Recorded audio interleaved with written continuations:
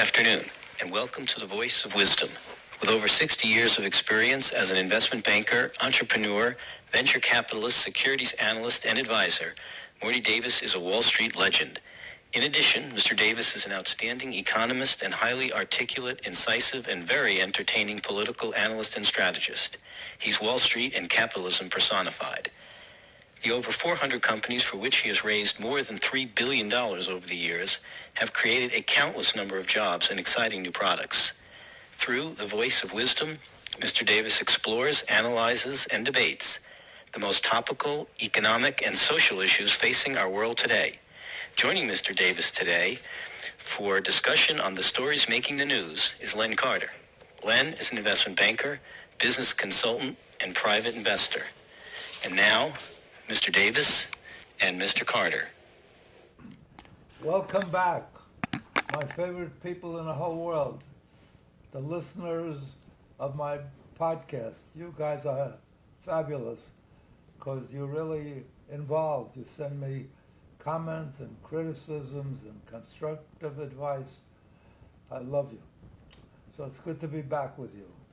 And as always, I need to apologize before we start, because by the nature of what we do on this podcast, discussing the events of the week, the major events, the breakthrough news of the week, we impose this depression on our listeners in the sense that all the news that's fit, as the New York Times refers to its news, as all the news that's fit to print, but all the news that the media feels is worth focusing on is based on major tragedies for human beings: wars, killings, mass killings.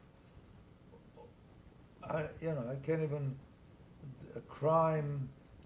So nobody's interested in good news. They don't tune into good news, at least not to my. I once had some business plan presented to me that was really fabulous, well done. They probably paid $50,000 or $100,000 to have somebody do that kind of professional job. The checkpoint and everything was fabulous, but when I read through it, I was impressed. But then I realized, as I read through it, there was nothing compelling in good news. Like if there's a mass murder, everybody right away runs to hear more: who did it, what was the motive, etc. Good news, it says somebody gave $100 million donation to, what's his name, Zuckerman, whose father is a dentist in Westchester, New York, Yonkers, New York. Gave $100 million to Newark to try to improve their horrendous educational results, where most of the kids that get out of high school could hardly read or do math or anything. So, but even on the occasion when he gave $100 million, it hardly made the front page of any of the media. Might have made it in Newark and maybe in New Jersey, but certainly not nationally, and not breaking news. And that's supposedly good news, big donation like that. It had little impact, in fact, because the results haven't improved meaningfully. So, since we focus on bad news and magnify it and discuss it, the tragedies of the week, the shootings of the week, the crimes of the week, the horrendous crimes that we can't even believe in many cases that human beings are capable of committing such heinous crimes. Those all make the news, and those are we discuss it. Who did it? Why did they do it? What hatred was it involved with racism or anti-Semitism or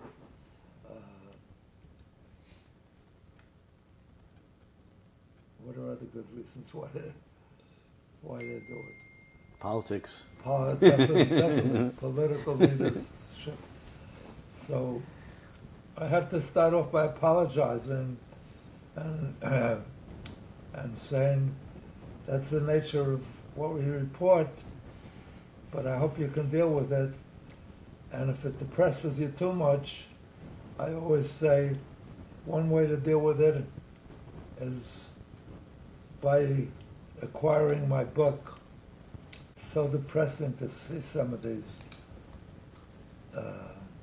announcements and breakthrough noise. They interrupt all the other news to make us aware of it. And they get tremendous coverage. They bring on the mayor of the city, and the police commissioner, and whatnot. Or if there's a major breakthrough in some war, like the Russians are killing Ukrainians or whatever, or somehow bombing Poland as part of the war in Ukraine.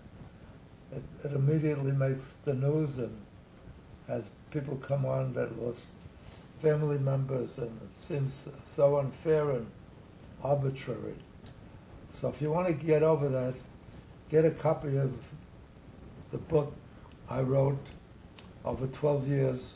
I finally got it out because my daughter said it's so good, Rookie, and she insisted she's going to help me finish it because I would never finish it. I always want to get more good stuff in it so I could encompass all of the wisdom of all of the geniuses and all of the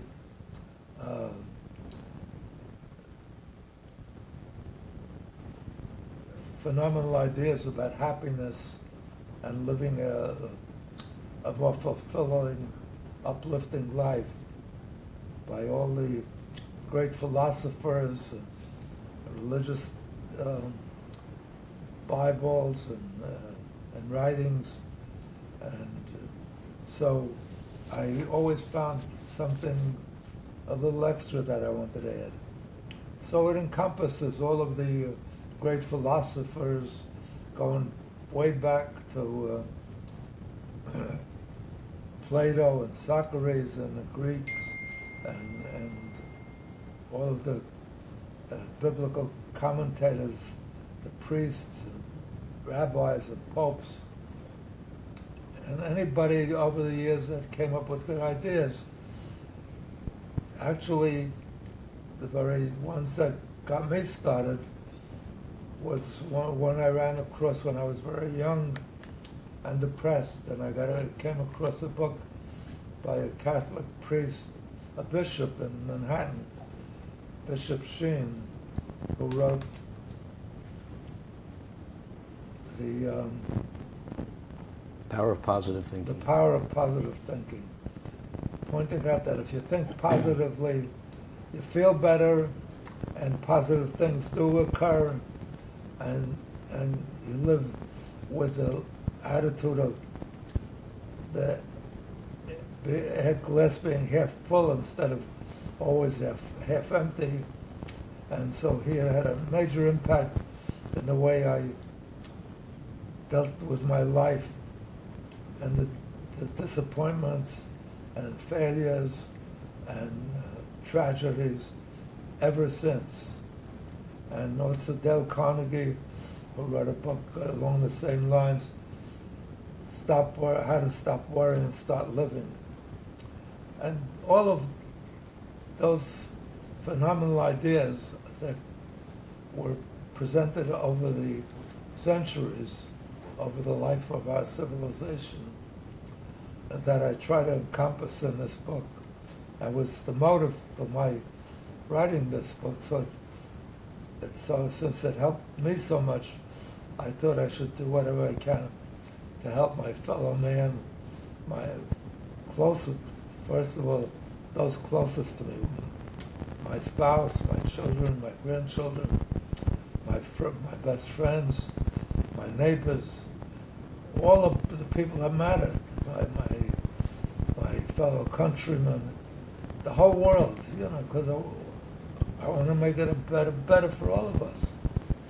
In the sense that I make it better for one, that one person could make it better for others. So I did it as an obligation that I have to make this a better world. We all should have to be doing that. As a matter of fact, one of the ideas I have is that a quick response to how you should react to the depression that we induce by the ideas we talk about in this podcast is one thing that would make a big difference in your life, and that is to pick something that's important to you, that you'd like to achieve, some goal that gives you a purpose in life, a positive purpose in life, and making it a better world, and making your fellow man feel better.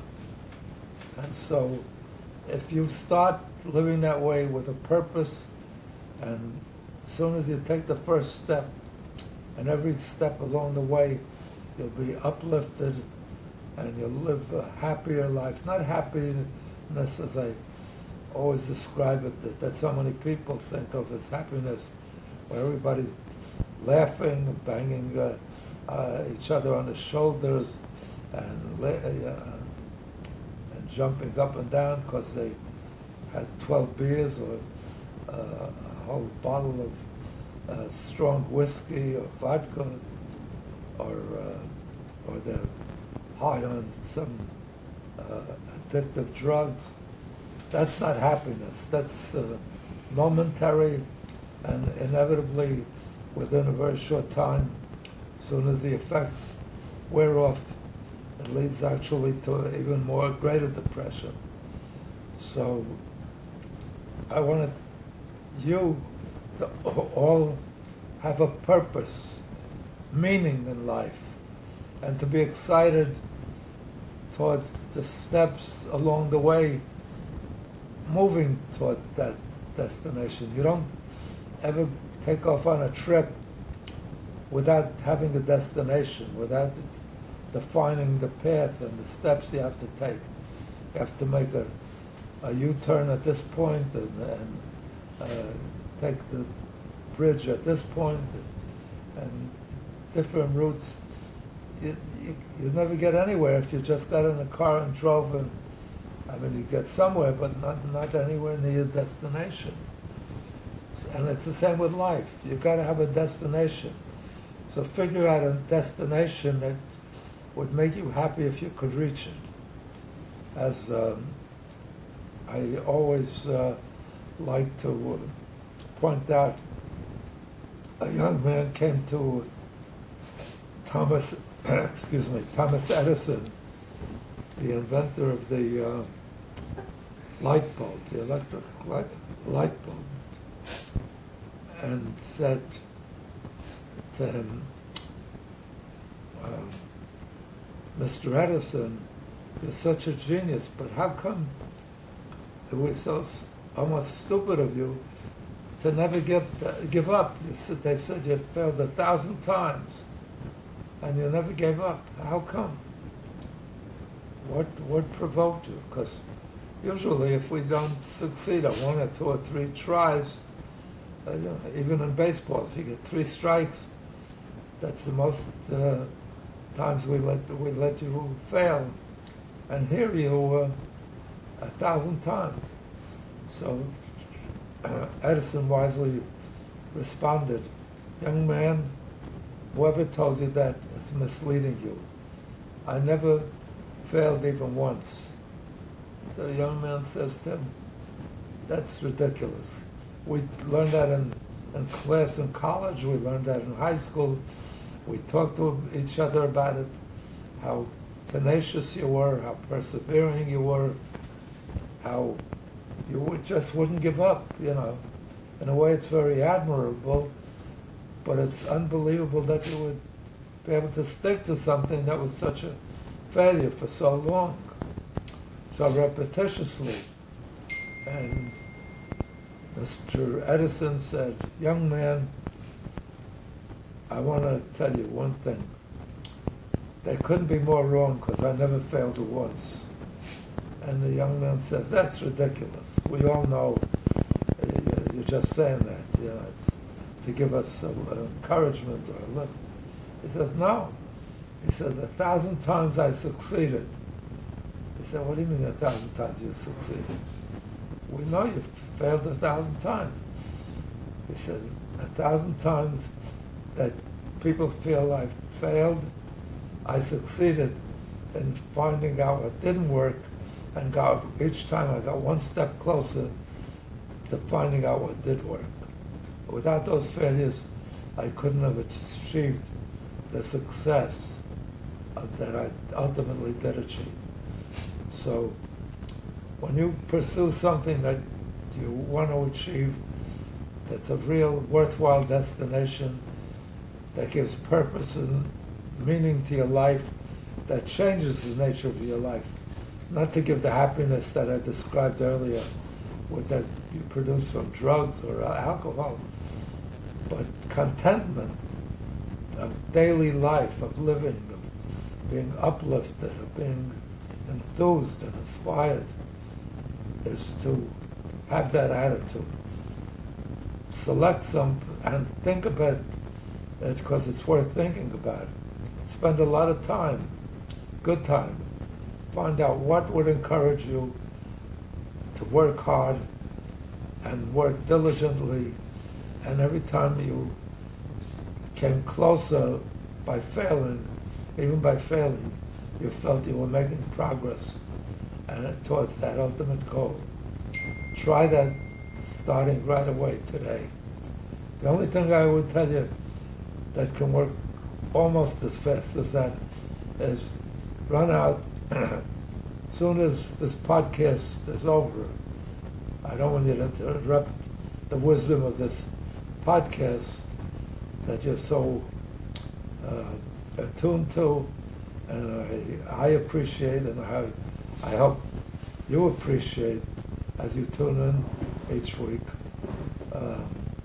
that you can benefit from and can actually serve as one of the ways for you to determine what purpose you would like to serve, as I did for me, and determining that I wanted to produce a book, a nonfiction book that would teach my wife and my kids and all those I loved, my community, my society, my countrymen, my fellow human beings around the world, to live a more contented, more fulfilling, more inspiring life. So run out and get this book, and I assure you, you will find it, as just about everybody that ever wrote to me and contact me, people that bought it or received it as a gift, wrote to me and thanked me. And as a consequence, I've been able to develop this concept that I could offer to anybody that acquires this book, either by purchasing it or even by receiving it as a gift that they didn't even pay for. If they don't find that they get significant benefits, even joy, because every page has humor and jokes and wise stories, wisdom that you can appreciate. So if you go out and acquire this book, or you get it as a gift, and you find that it doesn't fulfill the promises that I just mentioned to you, that makes you more joyful, a more contented life, many benefits, then send back the purchase slip, the purchase price slip, and or even if you got it a gift, get the purchase price slip from the person that sent you the gift, and send it back to me, and I will help make you happy by giving you double the amount you paid for the book, or that you're the person who bought it for you as a gift where you didn't even pay anything, and it's all profits. It's the money that I send you back instantly. And I can do that because I've been offering this great opportunity ever since I learned that people like this book so much that nobody's ever taken me up on this offer. So if you run out and get it and you don't find that it produces the contentment and the good benefits that I'm telling you now, the joy and inspiration and a better life, then send me back this purchase price slip, and I will get you double the amount that was paid instantly.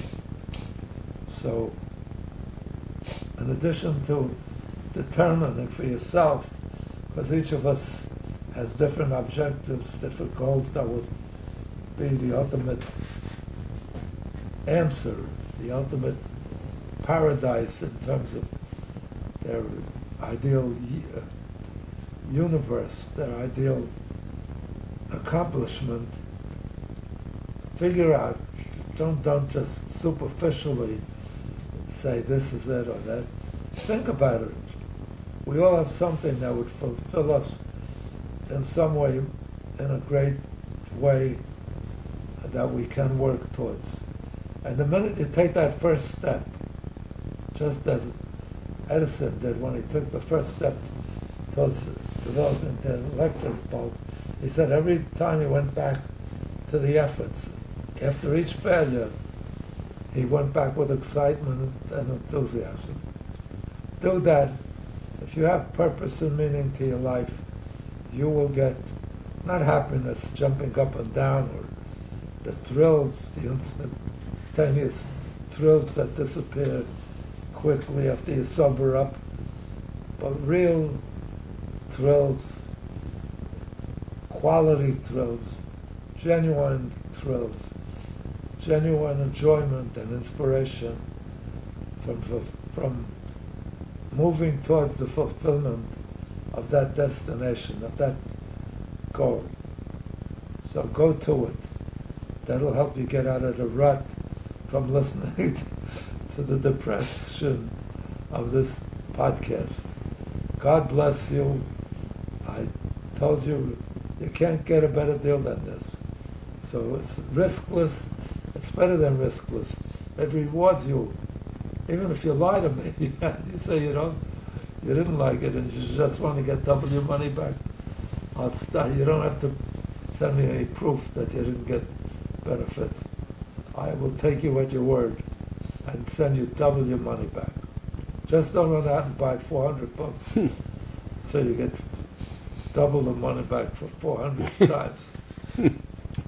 So start right today thinking about it. It's a project worth doing. Think about what would be your ultimate, what would be the word, paradise, or anyway, the ultimate goal that gives meaning and uplifts your life and inspires your life and enriches your life and enriches the life and uplifts the life of all of those you love and contact with. Love is and smiling and being upbeat improves the world.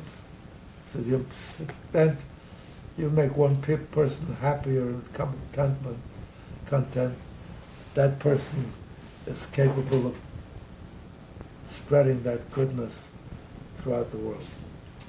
So, without further ado, run out and get the book. No risk, only rewards. And start working on that project of giving purpose and meaning and excitement to your life each time you go back to working towards that ultimate goal. Without further ado, Let's get started on this week's terrible, terrible news, as it always is, unfortunately. Or, as I said, the only newsworthy stuff is things that are tragedies or heartbreaking or major government failures or political failures that you find that depress you. And we touch on those each week. So without further ado, I have my most valued guest, Len Carter, back with us. A real genius. He graduated from the top school, 3 of the top schools with advanced degrees or a super capacity to help human beings throughout his life. He graduated from a great university, one of the top universities, Ivy League schools, Cornell University, where he got a degree in electrical engineering. I don't even know what he does, but I guess they invent new things, and they're great techies, and he's great. And then he went on to Stanford University, one of the best universities in the world. That turns out it's in Silicon Valley, and turns out more billionaires with new tech ideas and new scientific breakthroughs than any other university in the world, where he got a master's in electrical engineering. And then he went on to go to Harvard Business School, my alumni, the best business school in the world, in my judgment, by far, and graduated with honors at top of his class with distinction. And I'm lucky enough to have him join me. Len Carter, thank you again Morty, for joining me. He usually gets paid for this kind of thing, and he volunteers to do it because he's what a real friend is. They do something worthwhile, even though there are other things that pay a lot more.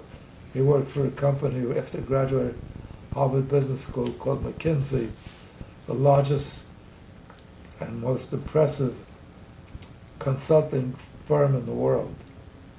And they give advice to all the leaders of industry, to all the oligarchs, and he worked for those companies, helping them move ahead, even though there were already major breakthroughs in many cases, major successes. So, welcome back, Len Carter. Thank you, Morty. And let's get started on this week's bad news. So, it's been in the news for... The issues of this week. Yes, so this issue, which we'll start off today talking about, has been in the news for about a month. And I'm talking about the government shutdown, which is either at or just about to become the longest government shutdown ever, with the runner-up now being the last time Donald Trump was president and there was a extended government shutdown. And we're now starting to see some of the suffering that comes out of what happens when people that work for the government don't get paid. Not just the people who don't get paid, but the people that are affected by the people who don't get paid. And so, first let's take a big picture. Give me your thoughts on what sort of got us here, and do you think any of this was calculated by either side of the aisle, and who in your view is more, I'll use the term, responsible for the impasse and the logger jam that we seem to be in, and not so far, not so close to being out of?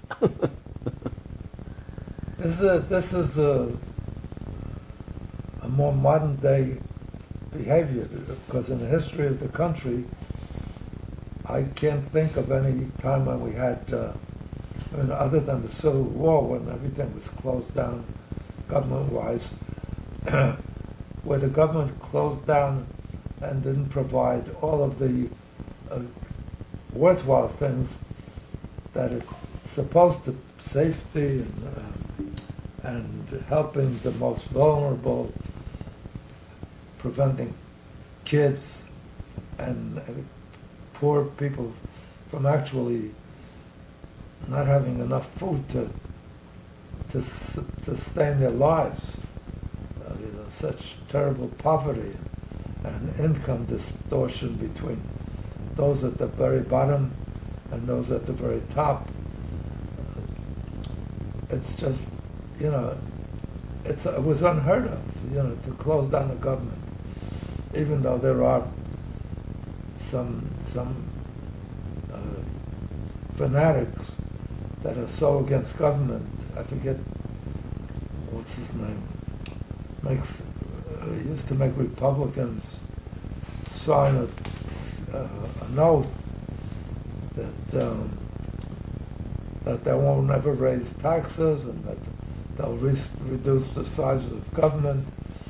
His idea was reduce government to the size, government and its activities to the size of a bathtub.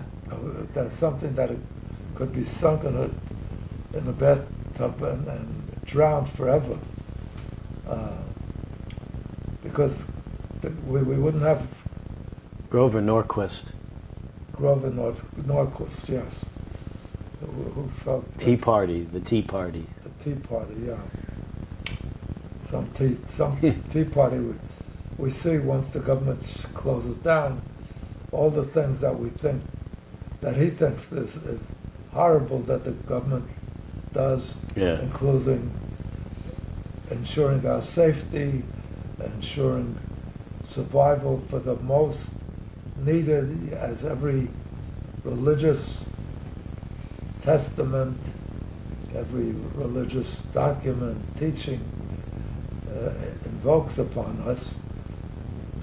And we find that government, yes, it can be obstructive in preventing you from doing things that you might want to do more quickly, but in the end result, it emanates from decisions that democracy makes through its congressmen and its president that they feel will make for a better lifestyle for all its citizens.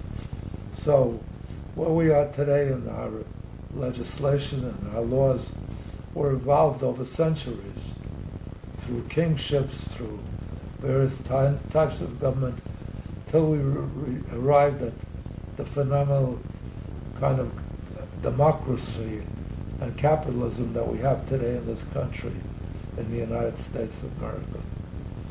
So now with the government closing down, we can actually feel, identify, and literally feel all of the things that could go wrong if we didn't have the government helping us in these areas, taking care of the most needy, starving children, infants, babies, families, helping to provide jobs for people who, when there's a recession or a bad depression, helping to avoid violent inflation, as has occurred sometimes in the past to every country in the course of its existence, to bring back a sense of sort of solidity and stableness for us, for all of its citizens living a more stable, secure, safe life. So, who's responsible? The Republicans say the Democrats are. The Democrats say the That always, Republicans are. I guess they both are, because they should be able to, instead of blaming each other, they should be able to do as we would hope that the democracy works, by meeting together and arriving at some fair and just, reasonable strategy for going forward for all its citizens.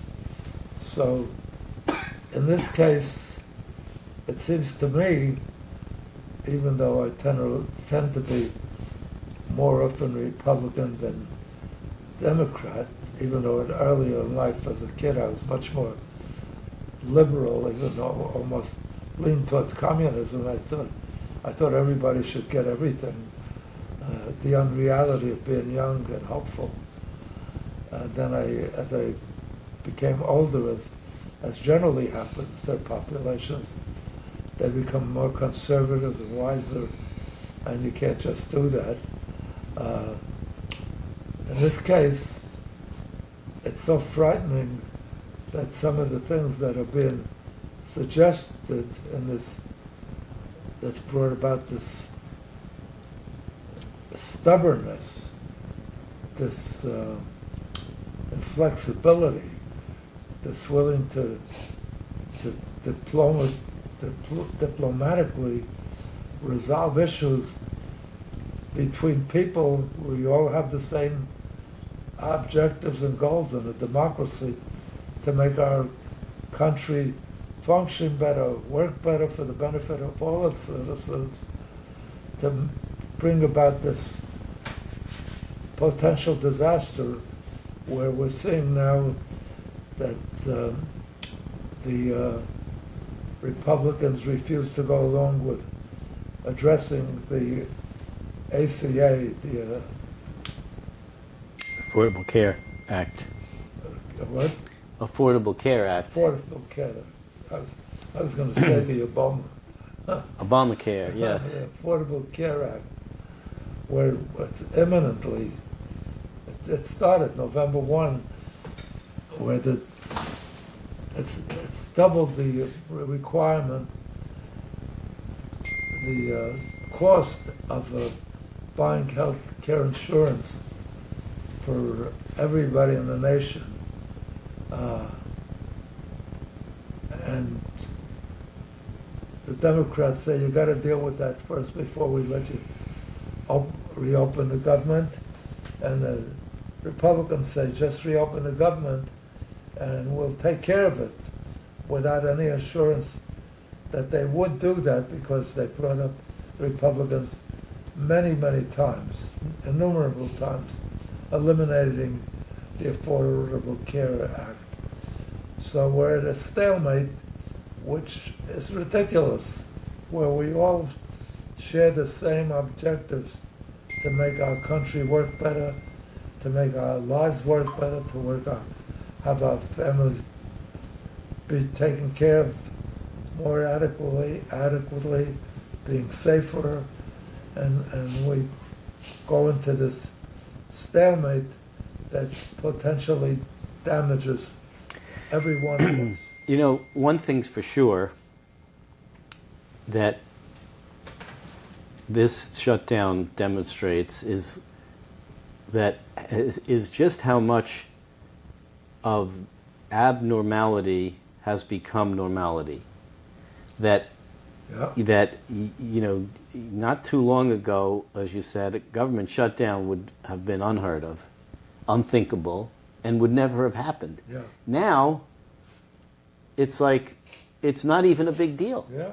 I mean, the stock markets keep going up. It's people don't, it's in the news, but it's not, another day 28, day 29, day 30 of the government shutdown. It's just like another thing it's not like pressing, Yeah, because, no. and so much of in recent years, what used to be not the norm has become the norm. Like, Yeah. people calling each other names and voting so partisanshiply. That's a word. Many of our It's like leaders- things that just were never normal are now just normal. Many And so, of our former leaders point out that years ago, I forget who it was the head of Speaker of the House, and Kennedy, Ted Kennedy, were best friends. yeah, The most vigorous and, left-wing Democrat at the time, and the most vigorous Republican, an Irishman, I forget his name, Speaker of the House, and Kennedy, even though they disagreed vehemently in terms of political objectives and the right way to do things in government, were the very best friends and always found a way to work Right. things out. And kind of today, if you don't agree with the administration, you're a traitor, yeah. or you're a criminal, or you're, a despicable, or yeah. I The mean, words they use about each other, and even at the extremes, say we got to kill this one or that one. right, and jail this one for Yeah. these ideas that are not. But I think in terms of what's specifically happening now, with regard to the ACA subsidies, because the issue is the sunsetting provisions of the ACA subsidies, meaning what used to be less expensive for people because they got a subsidy. The ACA, people pay different premiums based on their income. Right. So the people with high incomes don't get any subsidy. People with low incomes get a bigger subsidy. So And the federal government subsidizes Right. it. So And what through the states. Right, So, right, right. So what happened was during COVID, there were extensions to the subsidies so that people during that tough economic times of a pandemic would get subsidies, continue subsidies. But when they implemented or agreed back a few years ago on those COVID era subsidies, there was an agreement that they would go away, that they would sunset after they were put in place to help with the strains of a pandemic, with the idea that someday the pandemic would be over and that there would be no longer a need. It's like similar to the last tax bill, that the first Trump tax bill, if the Trump tax cuts in 2017 were set to expire in 2024, I think. And unless the big beautiful bill passed, which it did pass, but if it hadn't passed, all of those Trump tax cuts would sunset and the rates would Disappear. go back to what they were before they got cut. Right. And that was the agreement.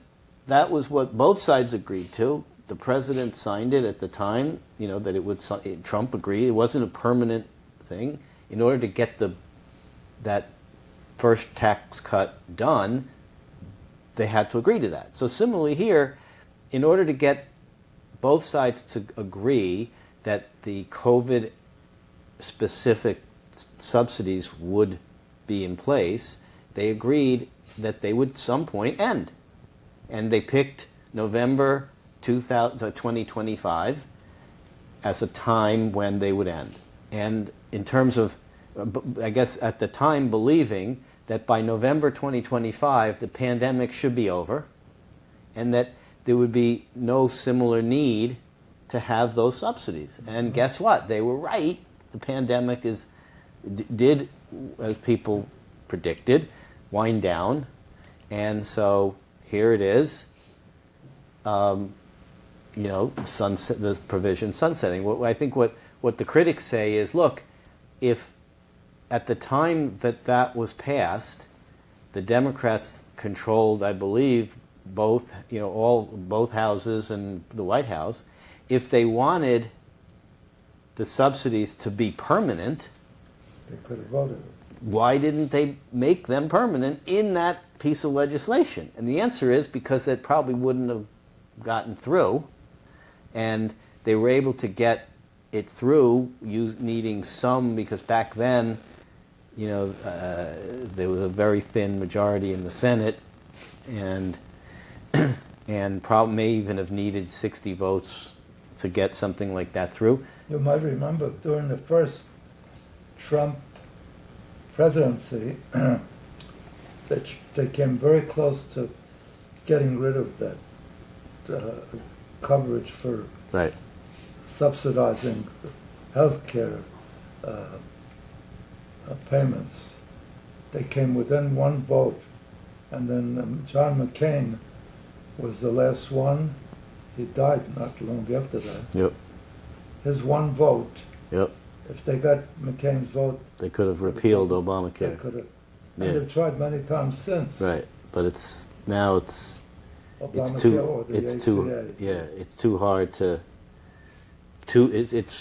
it's affected and helped too many people. Yeah. It's like trying to repeal Social Security. Good luck. Yeah, and since November 1, I haven't experienced it myself because my company pays my health care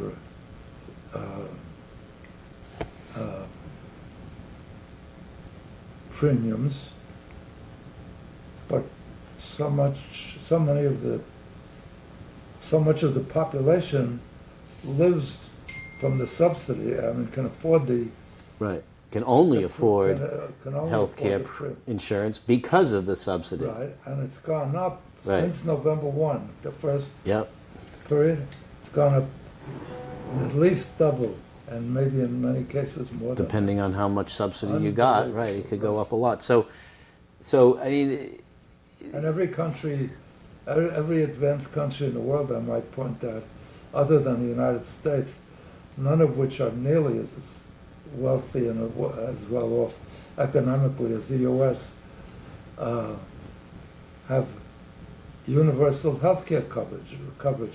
So people don't have to pay premiums for their health care coverage, not for health care, not to visit doctors, not to pay for prescriptions.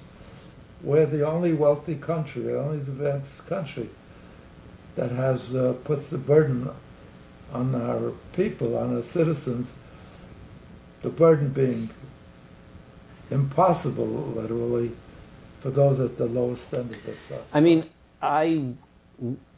in listening to those arguments that the Republicans make regarding the sunsetting of those subsidies, it does make sense to me that they're not doing anything that the Democrats hadn't agreed to when the sunset was negotiated. It wasn't like they did it behind their backs. They were part of it. Just to be clear, is the elimination. Is the period of time the time expiration, right, where the benefits would expire. and that's so. It's a little disingenuous, I think, for the Democrats to say, that the Republicans are allowing this to happen when they were part of allowing it to happen when the whole legislation was put in place a few years ago. And Were they in power? They weren't in power. I believe so. I believe I it thought was, it was during the first, well, it was during COVID, so that means it was The during first- Biden. was it? Yeah, because they were, these were specific No, but COVID extensions. started during Trump's first. Yeah, but it was, I think it was, COVID was the tail end of Trump from March 2020 until Biden came into office in January 21, so it was less than a year. And then after that, you had, more stimulus and more other legislation. So, I think that to me, that makes sense, and that I'm not sure why. What makes sense exactly? The argument that, this is something that was agreed what to. was agreed to, right? And to say that, now's the time to change it, I don't see why, they couldn't agree. The Republicans say, just open the government and then we can negotiate. So why don't they agree to like a 3-month Window. what do they call it, CR, continuing resolution, and take them at their word, right? Because the Democrats say, we don't trust the Republicans. They say they're going to, but if we open the government, then they're going to say, gotcha, and now not do the ACA work. So make it a short window, right? See if, take them at their word, and see if they actually will negotiate something with ACA over the next few months. But open up the government. Yeah, but then the Democrats are saying, excuse me, in the meantime, the people are already paying Okay, but that's high premiums. but if you don't come to some compromise, then they're never going to do it. Plus, now you start seeing, the number of people who are affected by ACA subsidies, I think is probably smaller, or certainly will be smaller, than what's really becoming an issue, which is air travel. It's a good thing that you and I don't do a lot of traveling. Or paying all the people that are... Or the SNAP benefits. All of the government employees. Or the government employees. That help provide all of Right. the benefits of the government. Right. Now, there are a lot more people that are affected by those people. It's unfortunate that if you happen to be a government worker, you don't get paid. But to a lot of people, they're not affected by that because they're not government workers. Most people are employed at the private sector than in the government. But if you want to travel, and now it's starting to become really bad, you can't, Dangerous. the delays, it's Dangerous. unsafe, becoming worse and worse. They're calling out sick, they're not coming to work, even though they're supposed to come, even if they're not paid. So, now you see... It's miraculous that we haven't had plane crashes, because even before this closing of the government, the coverage of the people that work on the air traffic controllers. FAA. Yep. The air traffic controllers, and even just the TSA. We're way inadequate. And with it closing, it's become far more inadequate. It's a miracle that we haven't had a crash. The cancellations are horrible. Yeah. I mean, what is it going to take, before people, finally realize that this is silly? Well, But it'll take something to affect the congressman or the president himself. So far, it hasn't. Right. The president has no problem. He gets on his private jet. I mean, it is interesting, Trump, in prior shutdowns, Trump was very vocal. At least, and definitely the ones when he wasn't even president. We've had a couple of showdowns during Biden's administration, and every second Trump was out there tweeting or on his social media telling, so the president needs to get involved, blaming it on Biden. Where's Trump has been in this? He's been kind of quiet, Recently, he's now promoting what he calls a nuclear option, which is to eliminate the filibuster in the Senate so that they can pass it. Now, what's interesting, and I didn't even realize this till looking deeply into it, but the Republicans control both houses. Why can't they just pass something? It's because they don't need 51 votes. They need 60 votes. So how did they pass the big, beautiful bill? Because the big, beautiful bill was a budget tax bill, and for those types of bills, you only need a majority. But for other types of bills, you need 60 because they could filibuster without it, to stop a filibuster. So they were able to pass the big beautiful bill, but can't pass a government CR because they can't get 60. So you've got like 7 The filibuster, just to be clear, the filibuster prevents the vote. A vote. You need 60 votes to bring it. So you only need 51 votes to pass a bill, but you can't bring it to the floor without having 60 votes. So it's kind of right. Crazy system. But maybe not so crazy, right? Because it prevents, it gives the minority party some say and forces a compromise. It gives them leverage. Right, which is not always a bad thing because it forces a compromise. It forces some attention to be paid to that other view. And so in that case, you basically need 60. Sadly, compromise has become a bad issue, a bad word. You know? Yeah, that's right. It used to be Diplomacy. Something good. Now it's like giving up. It's like acquiescing. It's surrendering. Right. Yeah. It's like if losing. Diplomacy, it's like you're lost. Right. You know? You couldn't Which win is yourself. Who needs diplomacy? Which is ridiculous. So, but interestingly, the president has now called for the elimination of the filibuster so that they could go to a straight 51 vote and they could pass it. But none of the Senate GOP leaders want to do that because they know that someday the shoe might be on the other foot, and if they limit what's good for the goose is going to be good for the gander, and they're worried, which again I think is smart, that they shouldn't do this because someday the shoe will be on the other foot, and they'll want to block some Democratic piece of legislation and won't be able to. For those that don't understand, as many people don't, what the filibuster is, it's somebody of one of the parties that's against something gets up and just gets somebody to talk forever so they can't bring it to a vote.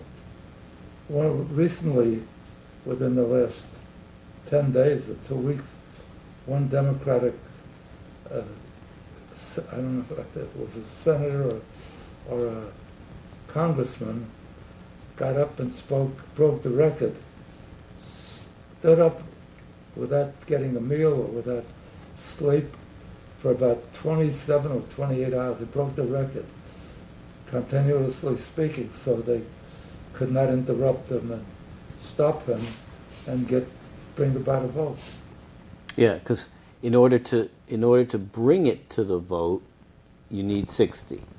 So that's how the minority party can block, essentially requiring any non-budget type of legislation to get to 60 votes. So closing down the government completely is totally dysfunctional. Everything stops. So do you think that Trump? The SNAP, for example, Supplemental Nutritional Assistance Program, food stamps, that helps keep people at the lowest end from surviving. infants and children and the poorest people.